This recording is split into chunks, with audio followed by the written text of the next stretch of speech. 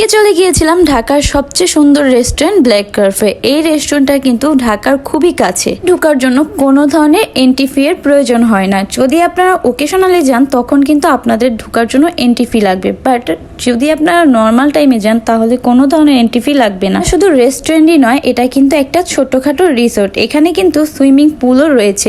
রেস্টুরেন্টের গ্রাউন্ড ফ্লোরে কিন্তু খুবই সুন্দর করে ডেকোরেশন করা ছিল, আর প্রতিটা কর্নারে কর্নারে কিন্তু অনেক বড় মিরর দেওয়া ছিল।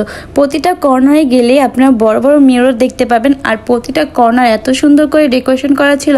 আর সবচেয়ে বেশি সুন্দর ছিল তাদের এই সুইমিং পুল এরিয়াটা। সুইমিং পুল এরিয়াতেও কিন্তু অনেক সুন্দর করে ডেকোরেশন করা ছিল, আর সুইমিং পুল এরিয়াতেও কিন্তু মিরর সেট করা ছিল। তাদের রেস্টুরেন্টের প্রতিটা কর্নারই অনেক বেশি সুন্দর ছিল। বন্ধু বান্ধব কিংবা প্রিয়জনকে নিয়ে এখানে ঘুরতে গেলে আপনার মন অটোমেটিকলি ভালো হয়ে যাবে। যদি আপনারা সুইমিং পুল এরিয়াতে যান, মানে সুইমিং করতে যান, তাহলে কিন্তু আপনার 300 থেকে 400 টাকা লাগবে। ছবি তুলতে অনেক বেশি পছন্দ করেন, আপনাদের জন্য এই রেস্টুরেন্টটা হবে পারফেক্ট প্লেস। এই রেস্টুরেন্টের প্রতিটা কর্নার এত সুন্দর করে ডেকোরেশন করা যে প্রতিটা কর্নারের ছবি অনেক বেশি সুন্দর হয়। তো যাই হোক, এখন আসি খাবার নিয়ে কথা বলতে।